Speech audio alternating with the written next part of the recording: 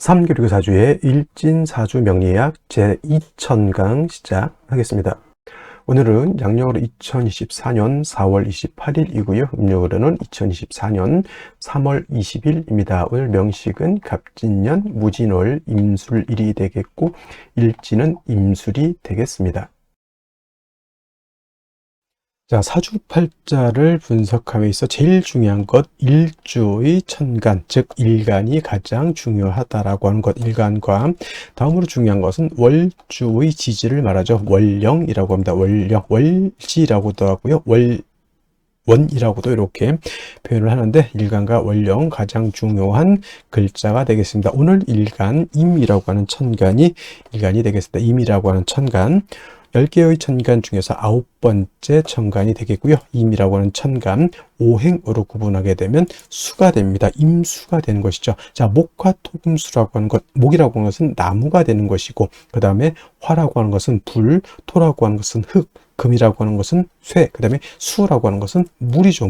물인데 눈으로 봤을 때는 현상학적으로 물성으로 봤을 때는 물로 보지만은 기운으로 봤을 때는 냉기죠. 냉기, 차가운 한기를 말하는데 좀 오싹하네. 이거는 금의 기운은 숙살 기운을 말하는 것이고 수가 말하는 냉기, 한기라고 하는 것은 유튜브 같은 데 이렇게 보게 되면 사람이 진짜 실질적으로 사는데 어느 정도 온도냐면 영하 72도에서도 사람이 살고 있는 곳이 있습니다. 이렇게 혹한의 차가운 기운을 갖다가 수라고 하고요. 천하를 다 얼게 만들어 버리는 그러한 기운이 바로 수의 기운이다라고 볼 수가 있습니다. 천간으로 수라고 하는 것, 이러한 기운, 임수, 계수가 수가 되는 것인데 계절로 봤을 때 이렇게 냉기, 한기가 강한 계절은 바로 겨울이 되는 것이죠. 천간으로는 임수, 계수가 겨울이라고 보면 지지로는 해월, 자월, 축월이라고 하는 북방이 바로 수가 왕한 수왕절이면서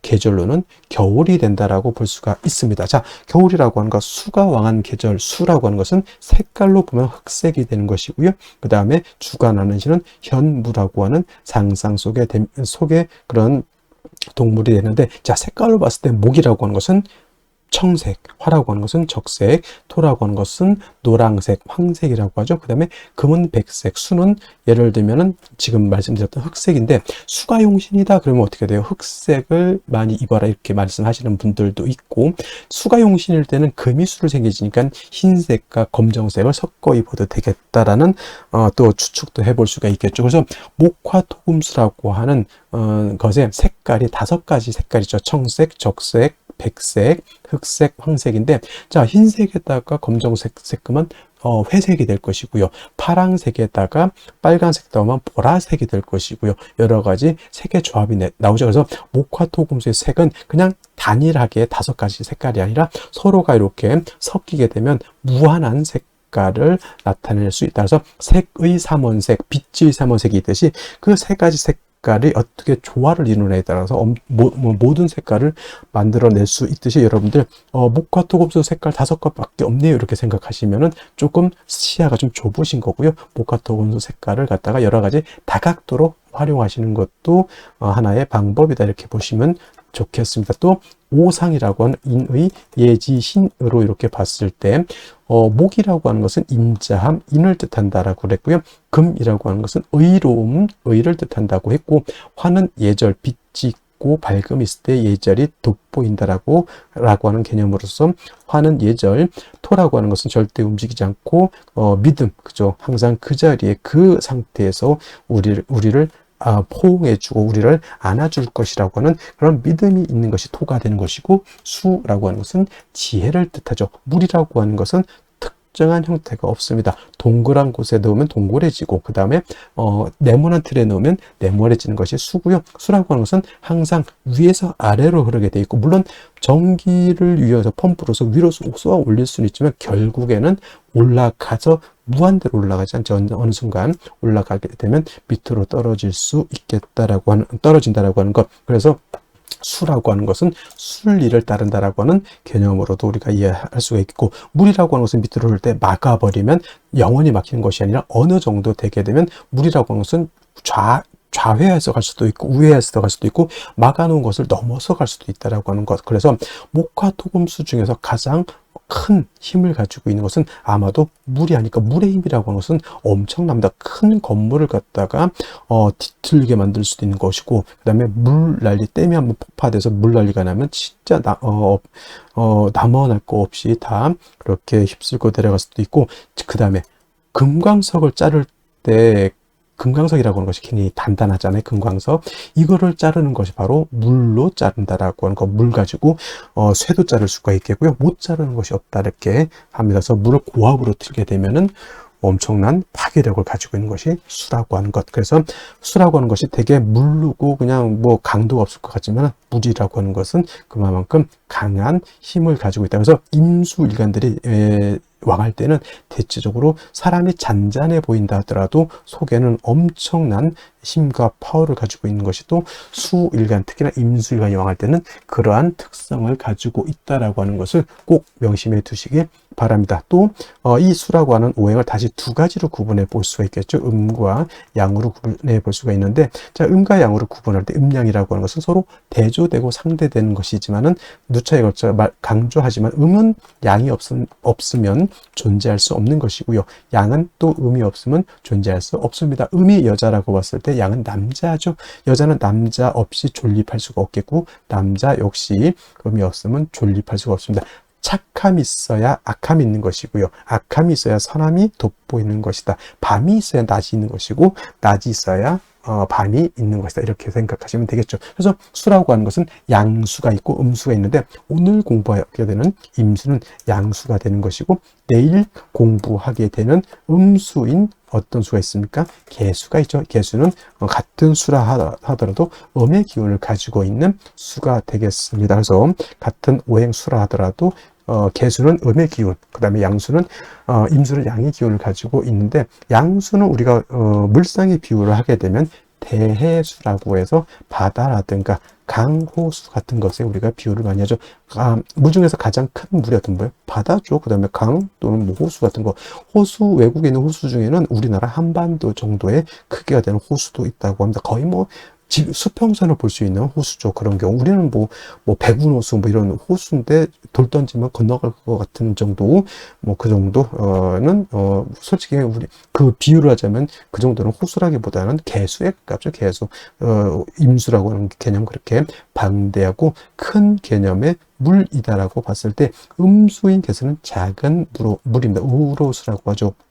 하늘에서 내리는 비라든가 이슬 같은 개념, 옹달샘 같은 개념으로도 볼 수가 있겠고, 사람이 먹을 수 있는 음용수 같은 개념, 그 다음에 하늘에 치성을 드릴 때 쓰는 정화수 같은 개념, 캐톨릭에서 뭐 할 때 쓰는 성수 같은 개념으로 볼 수가 있습니다. 그래서 개수라고 하는 것은 작고 맑고 깨끗한 물이다라고 봤을 때, 그렇다고 임수가 더럽냐? 그런 건 아니고요.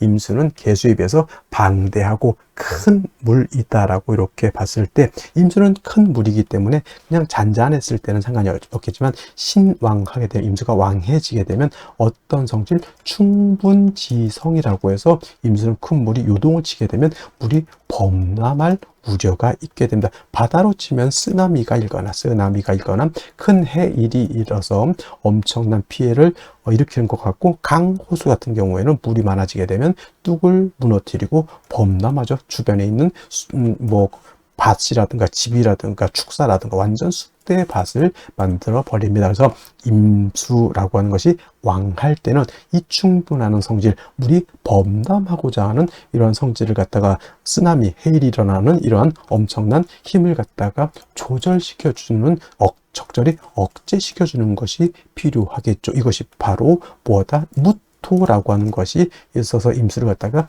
제방해야 된다라고 이렇게 설명을 하는 겁니다. 제가 무토, 기토 설명할 때 무토는 어떤 토? 건토라고 했고요. 기토는 습토라고 해서, 금을 생할 때, 토생금을 할 때는 습토인 기토라든가 지지로 진토라든가 술토 가지고 금을 생할 수 있지만, 임수라고 하는 큰 대해수를 갖다 제방할 때는 습토인 기토로는 임수를 제방할 수가 없다. 그래서 양토인 무토, 건토인 무토로서 제방해야 되는 것이고, 기토는 작은 스잎, 물에 젖은 모래가기 때문에 만약에 임수가 기토를 보게 되면 오히려 기토가 임수를 갖다 탁하게 만든다고 해서 기토 탁 임이라고 임수를 갖다 제방을 해야 되는데 물을 더럽히게 흙탕물을 만들어 버리는 그러한 경우, 예를 들면 한강을 맡겼다고 삽자를 가지고 아무리 모래 갖다 뿌려 본들 그 왕한 물에 의해서 모래가 다 쓸려 내려가죠. 물만 더럽혀진다라고 하는 것이 바로 이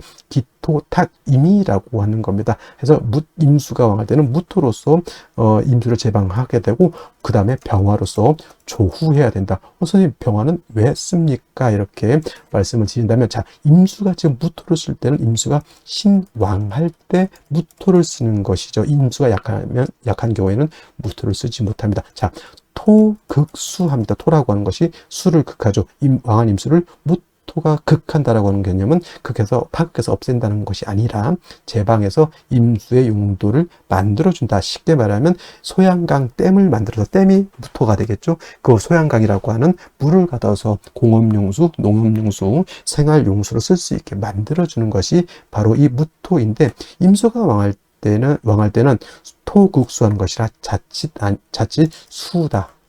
물이 많으면 토가 붕괴되는 그러한 현상이 나타날 수 있기 때문에 임수가 왕할 때 무토를 쓸 때는 반드시 병화로서 무토를 갖다가 화생토해서 토를 도와줘야 되는 필요성이 있겠고요. 또 한 가지 수는 뭐라고 했습니까? 물이지만 기운으로 봤을 때는 냉기, 한기라고 이렇게 말씀을 드렸죠. 물이 많아질수록, 임수가 왕해질수록 물이 많아지는 것도 해당이 되겠지만, 기온이 영하 10도, 영하 20도, 더 왕해지면 영하 40도, 영하 50도까지 크게 떨어지면 물도 얼고 나무도 얼고 토도 얼고 다 결빙되게 됩니다. 얼면 용도가 없습니다. 그래서 무토로서 왕한 임수를 이렇게 제방할 때는 병화라고 하는 것으로서 토도 도와줘야 되지만, 물이 왕해서 냉기가 심해지면 안 되니까 차가운 그런 기운을 갖다가 따뜻하게 조후해주는 용도로서 무토 병화를 같이 써야 된다라고 하는 것이 핵심 포인트가 되겠고요.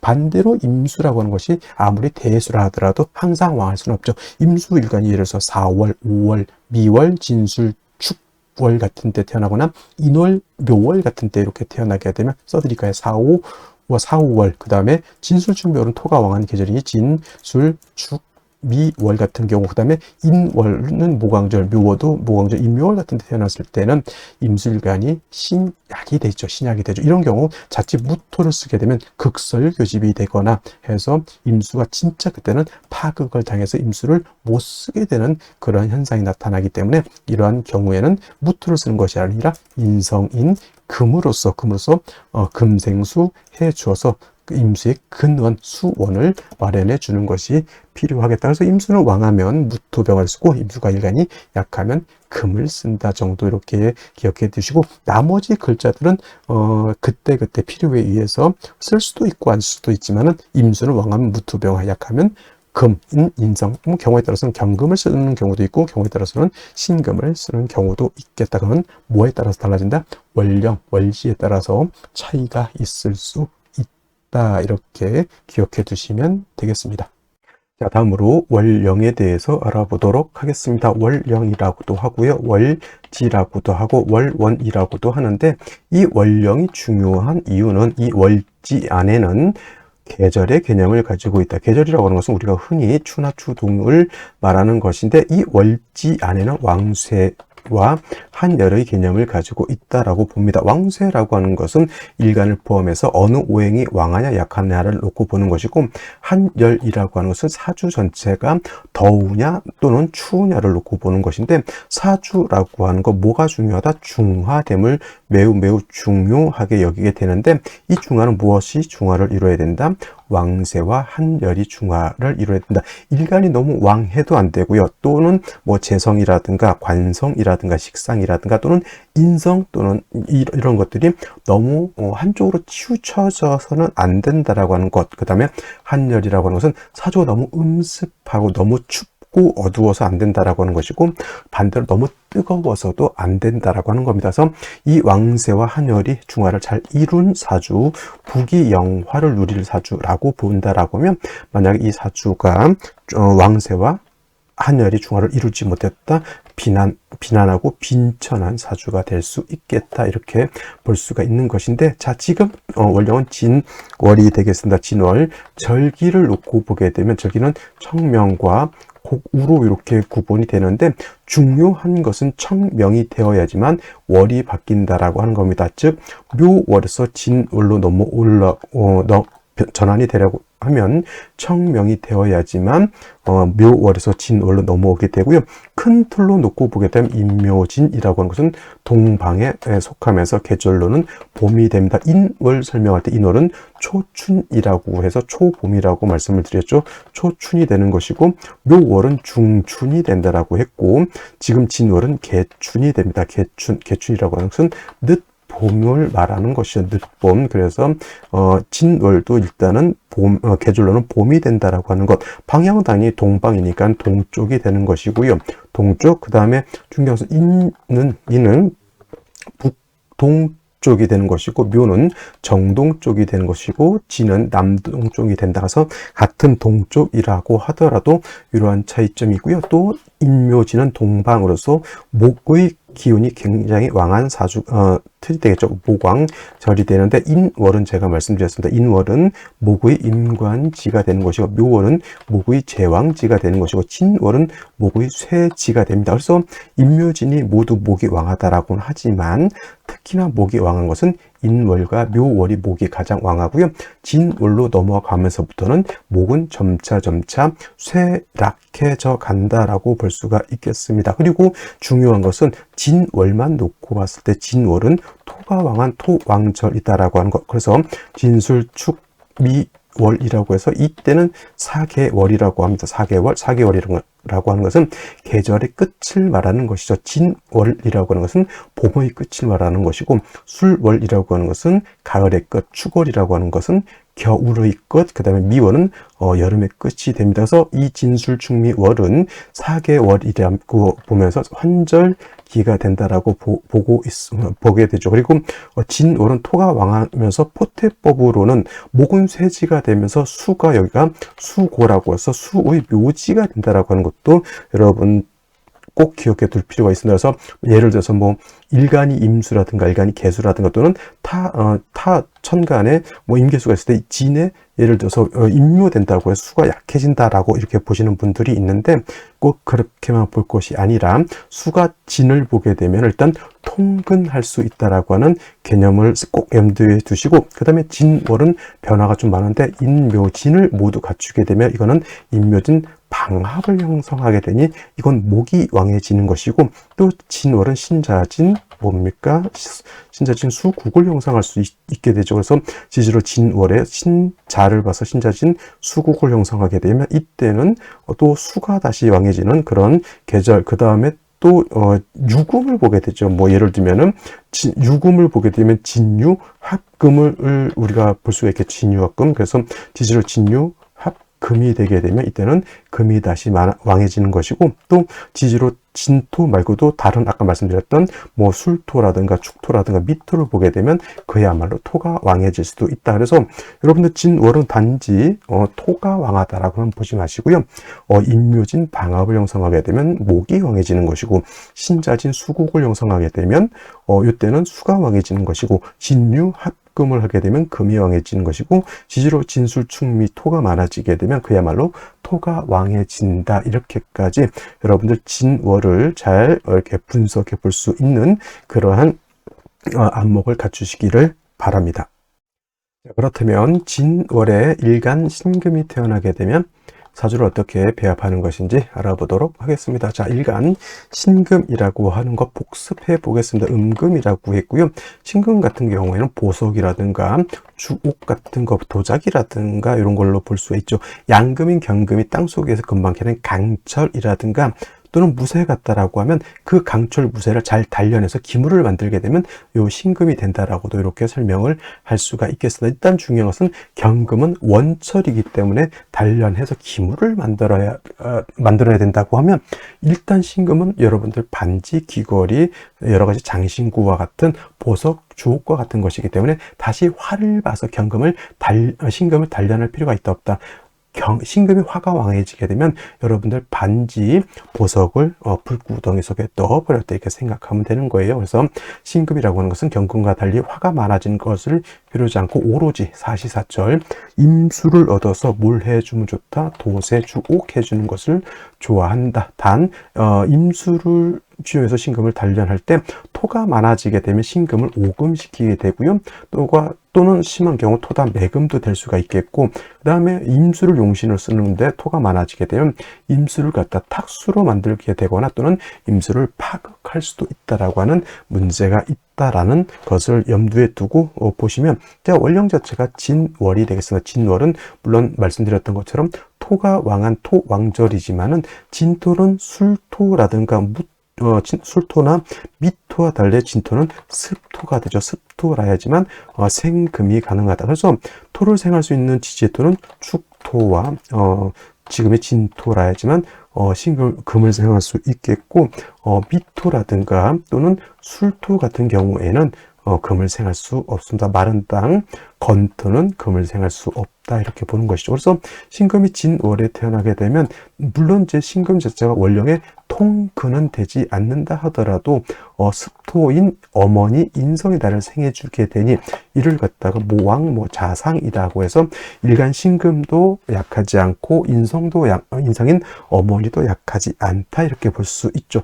일단 신금 자체가 세력을 얻었으니 뭘 해줘야 된다? 임수를 얻어서 신금을 갖다가 도세주옥하게 되면은 신금을 갖다가 반짝반짝하게 만들어 줄 수 있다라고 하는 것. 그래서 진월의 신금은 임수를 치용하는 것이 일단 기본인데, 그래도 걱정스러운 것은 뭐냐면 진토라고 하는 것은 원령에서 토가 왕한 계절이라는 얘기죠. 그래서 자칫 잘못하면 저 토가 신금을 오금이라고 하는 것은 신금을 더럽힌다라고 하는 것이죠. 여러분들 반지 귀걸이 예를 들면 결혼 예물을 갖다가 관리를 잘못하면 먼지가 쌓이고 심한 경우에는 녹도 쓰는 경우가 있습니다. 그것이 오금되는 것이고, 토다매금이라고 하는 것은 쉽게 말하면 바닷가 가가지고 반지 잊어버린 거죠. 그러면 저 모래속에 이제 박혀버리게 되면 토다매금이 되는 것이죠. 그래서 원령 자체가 토가 왕하기 때문에 만약에라도 무토 같은 것이 천간에 투출하게 되면 무토는 신금을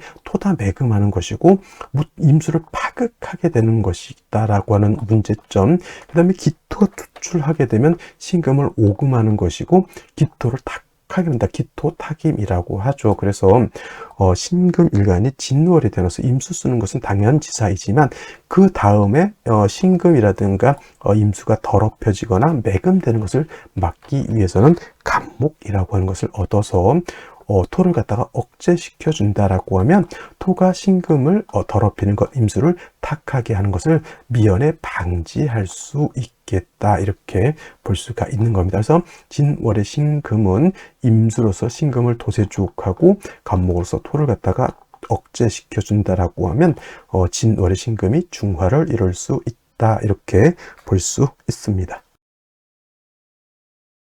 자, 다시 오늘의 명식을 살펴보도록 하겠습니다. 자, 일간은 임수일간이 되겠고요. 임수일간이 태어난 원령 진월이 되겠습니다. 자, 임수진월 일간과 원령의 특성 매우 중요하고요. 다음으로 격국이라고 하는 것 알아보도록 하겠습니다. 자, 일간과 원령을 통해서 이제 나머지 글자들이 어떻게 구성되어 있는 사주의 틀을 보는 것이 격국을 본다라고 하는 것이고, 격국을 본다라고 하는 것은 당연히 용신이라고 하는 개념을 유추해내서 대운과 비교해서 이 사주가 좋은지 나쁜지를 판가름하는 것인데, 사주의 좋고 나쁘고는 결국은 뭐냐, 잘 먹고 잘 사는지 아니면 못 먹고 못 사는지 이런 것들은 이제 가늠해보는 척도가 되는 것이 바로 격국과 용신이 되는 것이고, 자, 이것도 마찬가지로 일간과 원령을 알아야 되는 것이다. 일간, 임수라고 하는 것은 양수라고 보고요. 그 다음에 얼지 있는 진토는 양토가 되겠습니다. 그래서 양수가 양토를 봤으니 양대 양의 관계가 성립이 되고, 임수 진월에 태어나게 되면 진토라고 하는 것은 수를 극하죠. 그래서 월지 있는 진토가 일간 임수를 극하게 되니 토극수해서 이거는 나를 극한다, 극아자라고 하고요. 이거는 육친으로는 관성이라고 씁니다. 참고로 극아자, 나를 극하는 것이 있으면 내가 극하는 것도 있죠. 아극자라고 하고요. 이거는 재성이라고 합니다. 그래서 두 개념 차이가 있겠고, 그다음에 관성이라고 하는 것은 나를 관리하고 나를 보호해 주는 것이지만은 이 관성이 너무 왕하게 되면 그야말로 나를 파극해서 못 살게 하는 것이고, 반대로 일간이 너무 왕하고 관성이 너무 약하면 오히려 그것도 문제가 되죠. 그래서 일간도 적당히 세력이 있고, 그다음에 관성도 어느 정도 통제가 되면서 세력이 있으면 뭐 관성이라고 하는 것이 나한테 좋게 작용할 수 있겠다라고 하는 점. 그리고 관성이라고 하는 것 두 가지로 정관과 편관으로 이렇게 구분해 볼 수가 있습니다. 정관이라고 하는 것은 일간과 관성과의 관계가 어떻게 양대음이 되거나 양대음의 관계가 성립이 되거나 음대양의 관계가 성립이 된다. 그래서 예를 들면 내일 태어나게 되는 개수가 진월에 태어나게 되면 이렇게 양대음의 음대양의 관계가 성립이 되죠. 그래서 정관이라고 하는 것이고, 편관이라고 하는 것은 일간과 관성과의 관계가 오늘처럼 양대양의 관계가 성립이 되거나 음대음의 관계가 성립이 되면 요거는 편관이 됩니다. 그래서 임수진월에 태어나게 되면 양대양의 관계 편관격이라고 하고요. 다른 말로 칠살격이라고도 표현합니다. 다 중요한 것은, 자, 진월은 수고, 수의 묘지에 해당이 돼서 임수 자체가 진월에 통근할 수 있다라고 하는, 물론 장점은 있지만은 진월은 토왕절이 된다라고 하는 것, 그리고 술은 상대적으로 약하니 살중신경하다, 이렇게 볼 수 있죠. 어떤 분이 저번에 이런 것을 질문하셨어요. 예를 들어서 임수가 진월에 태어나게 되면 포태법으로 묘지가 돼서 임수가 묘지 속에 들어가니 신약한 것이 아니냐, 이렇게 물어보시는 분들이 있는데, 제가 임수가 인월에 묘월에 인월과 묘월이 있죠. 그러면 임수가 인월에 태어났을 때, 묘월에 태어났을 때가 좋을까요? 아니면 진월에 태어났을 때 일간의 세력이 좋을까요? 이렇게 봤을 때는 묘지에 들어서 임수가 약해지는 것이 아니라 이것은 이렇게 봐야 되는 겁니다. 임수가 원령에 통근해서 어느 정도 세력이 있다라고 봐야지, 임수가 묘지에 들어가서 수가 약해졌다 이렇게 보면 안 되는 거예요. 인월이라든가 묘월의 임수보다는 진월의 임수가 오히려 세력을 얻게 되는 것이다. 단 진월이 토왕절이 되기 때문에 상대적으로 약해지는 것이지, 인묘월의 수보다는 진월의 임수가 원령에 통근했다라고 하는 점을 여러분들이 간과해서는 안 된다라고 하는 것이고, 그 다음에 진월에 이제 토가 왕하다 보니 임수가 다시 토가 많아지게 되면 임수를 파극하게 되겠죠. 그래서 이런 경우에는 뭐가 필요하다? 토가 일간을 극하지 못하도록 적절하게 토를 조절시켜 줄 필요가 있겠죠. 이것이 바로 간목이라고 하는 것으로서 토를 억제시켜줘, 통제시켜준다. 좋은 말로는 식신제살이라고도 하고요. 그럼 선생님, 간목이 아니라 을목은 어떻습니까? 이렇게 보게 되면, 물론 이제 진중에 을목이 투출해서 이건 상관격으로도 볼 수 있지만은, 을목은 토를 억제할 힘이 간목에 비해서 그렇게 쓰지 않다는 얘기죠. 그래서 이왕이면 다 뭉치면 좀 힘 있는 놈을 얻어야 되죠. 그래서 간목을 얻어서 토를 갖다 억제시켜주고, 토가 수를 공격하지 못하도록 해주면서 금을 얻게 되면 이 금이 수를 생해주는 역할을 하게 된다, 이렇게 보시면 되겠습니다. 그래서 진월에 임수가 태어나게 되면 간목 신금으로서 배합을 하되, 예를 들어서 신자진 수국을 형성하게 되면 이거는 진월이라도 수가 왕하게 되죠. 이런 경우에는 무토와 병화를 취용할 수 있다, 이렇게 보시면 되겠습니다. 그래서 이제 다시 월간을 먼저 보도록 하죠. 진중에 있는 무토가 천간에 투출되어 있습니다. 그래서 무진월이 되는데, 원 안쪽에 뭐가 됩니까? 살중신경의 신약한 구조가 되는 것이고, 연지에 진토가 있고, 그 다음에 일지에 술토가 있어서 진술충까지 되죠. 이거 완벽하게 살중신경이 매우 심각한 그런 구조가 된다라고 볼 수 있겠고, 간목이 연간에 있다 하더라도 토가 너무 많게 되면 저 간목이 어떻게 됩니까? 토다목절이 될 수 있습니다. 일간은 너무 약한 것이 문제고, 나를 도와줄 간목은 너무 약해서 토다목절이 되고 이렇게 된다라고 볼 수 있죠. 생시에서는 일단은 임수가 너무 약하니까 약한 임수를 도와줄 수 있는 인성이라든가 비견겁제를 얻는 것이 가장 급선무다라고 볼 수가 있겠습니다. 자, 생시 보도록 하겠습니다. 제일 먼저 경자시를 보도록 하죠. 경자시. 자, 일단은 3주까지만 놓고 봤을 때 토가 너무 왕하죠. 진술충이 되면 토가 약해지는 것이 아니라 토가 더 왕해진다라고 말씀을 드렸고, 간목으로서 제해줘야 되는데 간목으로서 토를 다 제하지 못하고 오히려 뭐다? 간목이 부러지게 된다. 이제 경자시가 되게 되면 임수가 자해 통근할 수가 있겠고, 이 경금이라고 하는 것은 목을 극하는 좀 단점은 있지만 그래도 토의 기운을 설해서 임수를 생해주는 그런 구조가 되기 때문에 경자시, 오늘 중에서 경자시는 나쁘지 않겠다 이렇게 보시면 되겠고, 신축시가 되게 되면은 이것도 신금이 천간에 투출돼서 이렇게 임수를 생하고자, 이거는 뭐예요?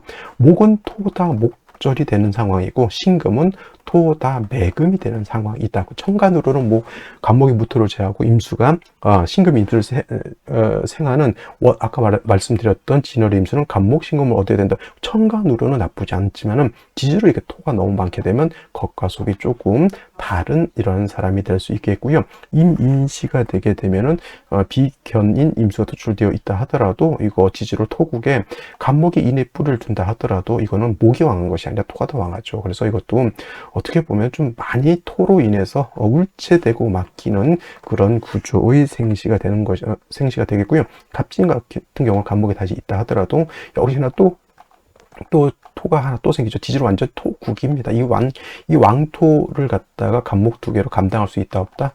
없다가 문제가 되는 것이고, 병오시는 오술 합의되죠. 병화 투출되어 있습니다.